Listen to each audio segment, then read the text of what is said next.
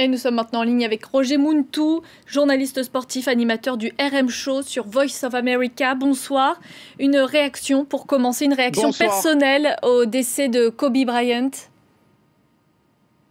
Alors, une réaction personnelle, ça me touche personnellement parce que je suis aussi entraîneur de basket. Je coach basketball dans le high school, le lycée, ici aux États-Unis, pendant plus de 20 ans. Et Kobe Bryant, pour nous, coach, pour les autres joueurs, ou les jeunes qui ont toujours regardé Kobe Bryant comme un modèle. Alors, personnellement, c'est une mauvaise nouvelle, une triste nouvelle. Nous tous, on était vraiment choqués. J'ai appelé certains de mes joueurs, certains de mes collègues coachs. Tout le monde en parle ici aux États-Unis et ça nous fait vraiment mal en ce moment. Il était aussi connu que Michael Jordan ou Shaquille O'Neal aux États-Unis. Exactement. Plusieurs personnes l'ont toujours comparé à Michael Jordan. Mais ce qui est bien avec lui, ce qu'il a toujours dit, ne me comparez pas à Michael Jordan. Comparez-moi à Kobe Bryant. Je veux être le Kobe Bryant. Je ne veux pas être comparé à Michael Jordan. Et il a montré qu'il avait son style à lui, qu'il avait sa personnalité à lui. Ce qui était un peu difficile parce que quand on vous compare à un Michael Jordan, c'est pas chose facile. Du coup, vous devez prouver que vous avez votre style de jeu, votre personnalité. Et c'est ce que Kobe Bryant a fait exactement. Pourquoi est-ce qu'il était aussi populaire? Qu'est-ce qui a fait sa popularité? C'est son jeu exceptionnel? Alors c'est son jeu, mais il y a plusieurs facteurs, il y a plusieurs autres choses aussi. Il ne faut pas qu'on oublie que Kobe Bryant était, si pas l'un de rares joueurs qu'on a drafté, qu'on a pris directement du high school ou du lycée. Il a quitté le lycée pour entrer dans la NBA.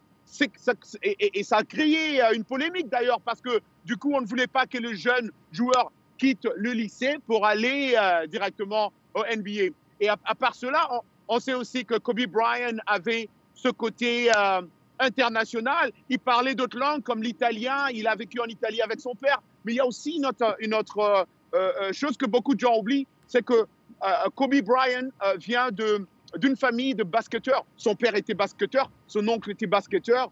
Et Kobe Bryant a toute une histoire derrière lui, quoi. Et il a sa personnalité que les gens aimaient beaucoup. C'était quand même un personnage controversé également. Sa vie privée, notamment, a fait beaucoup parler. Exactement, quand il avait été accusé de sexual assault, sexual harassment, mais les charges étaient, ils avaient drop les charges après. Et du coup, il était pendant cette période-là où il faut dire que Kobe Bryant était controversé parce qu'il était dans les news. Il y avait des gens qui l'en voulaient à cause de ce problème qu'il avait eu avec la justice. Mais bien après, quand la justice l'a cleared, il était acquitté, voilà, de ces charges-là. Et du coup, les gens l'ont encore, ou les fans du basket l'ont encore accepté. Mais pendant cette période-là, c'était quand même une période difficile, pas seulement pour Kobe Bryant, pour sa famille, mais aussi pour la National Basketball Association. À quel type d'hommage faut-il s'attendre? On sait déjà que tous les matchs de la NBA ont été annulés ce dimanche.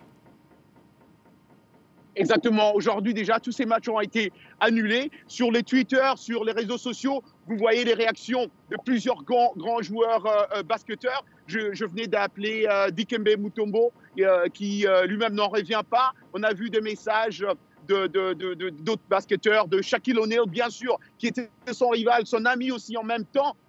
Du coup, les hommages de Kobe Bryant, en tout cas, moi, je ne parle que de moi-même. Je pense que ça sera vraiment un grand hommage dans ce pays. Il y aura beaucoup de choses qui vont s'organiser autour des obsèques de Kobe Bryant.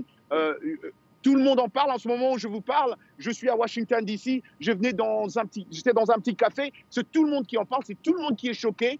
Et personne ne s'y attendait. Une dernière question. À bord de l'hélicoptère se trouvait également sa fille de 13 ans. Elle était également un espoir du basket. C'est cette jeune fille que Kobe Bryant chaperonnait un peu dans le monde du basket?